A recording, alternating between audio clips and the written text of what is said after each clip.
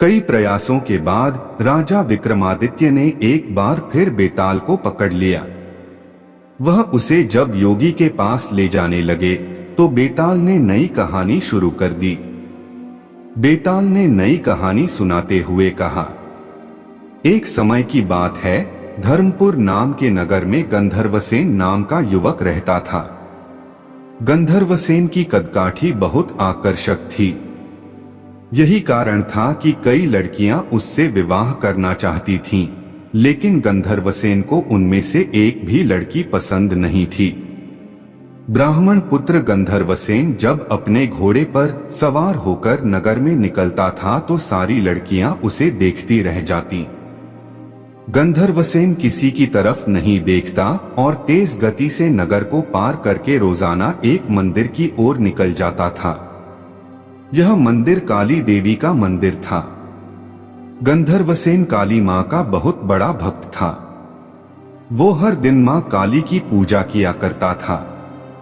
एक दिन जब वो मंदिर से लौट रहा था तो उसने नदी के किनारे एक धोबी की लड़की को कपड़े धोते हुए देखा। वह लड़की गंधर्वसेन को बहुत सुंदर लगी।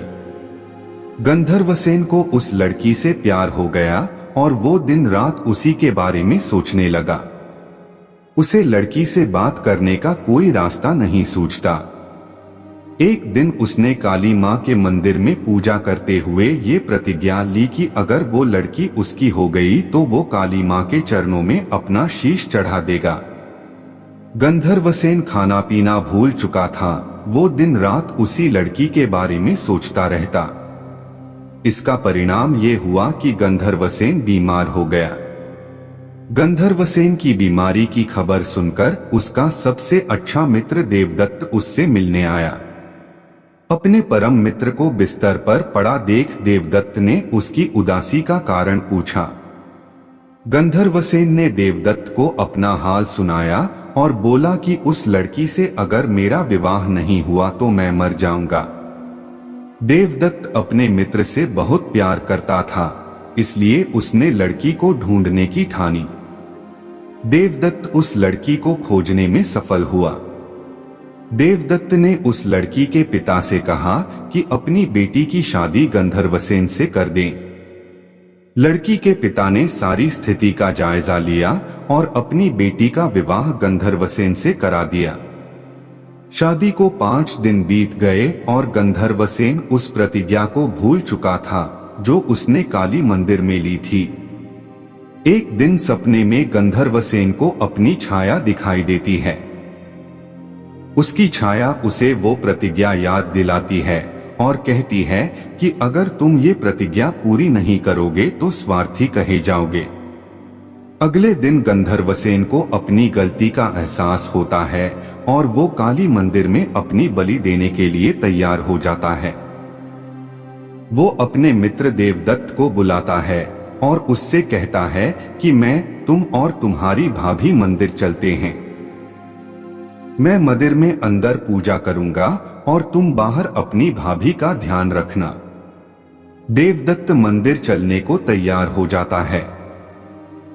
दोनों दोस्त उस लड़की के साथ मंदिर पहुंचते हैं। गंधर्वसेन मंदिर के अंदर अपनी प्रतिज्ञा पूरी करने चला जाता है। देवदत्त और गंधर्वसेन की पत्नी बाहर उसकी प्रतीक्षा करते हैं। बहुत समय तक जब गंधर्वसेन बाहर नहीं आता तो देवदत्त मंदिर के अंदर चला जाता है। देवदत्त अंदर जाकर देखता है कि गंधर्वसेन ने अपनी तलवार से अपना सिर काटकर काली मां को बलि चढ़ा दिया है। यह देखकर देवदत्त घबरा जाता है। देवदत्त सोचता है कि कोई भी व्यक्ति यह यकीन नहीं करेगा कि गंधर्वसेन ने अपनी हत्या खुद की है।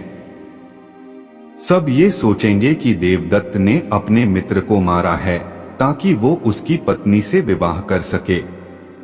इस आरोप से बचने के लिए देवदत्त ने गंधर्वसेन की तलवार से अपना सिर भी काट लिया।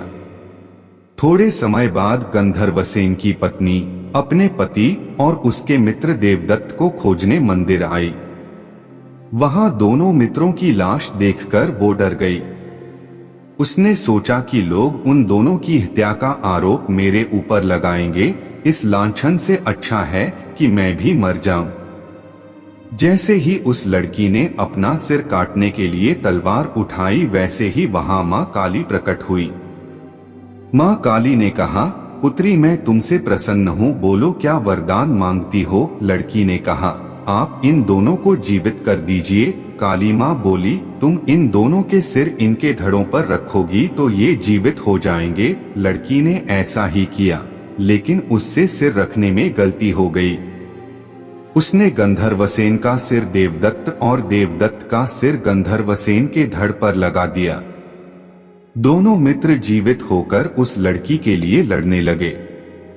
इतनी कहानी सुनाकर बेताल ने विक्रमादित्य से कहा, राजन अब तुम ही बताओ कि उस लड़की का पति कौन है। विक्रमादित्य को जवाब मालूम था। अगर वो चुप रहते तो बेताल उनका सिर धड़ से अलग कर देता। इसलिए विक्रमादित्य बोले, व्यक्ति की पहचान उसके चेहरे से होती है, इसलिए देवदत्त उस लड़की का पति होगा, क्योंकि उसके धड़ पर गंधर्वसेन का मस्तिष्क वाला हिस्सा लगा है। बेताल ने कहा, इस बार भी तुमने सही जवाब दिया है, इसलिए मुझे फिर से उड़ जाना पड़ेगा।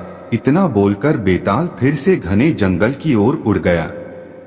राजा विक्रमादित्य फिर से बेताल को ढूंढने के लिए उसके पीछे चल दिए।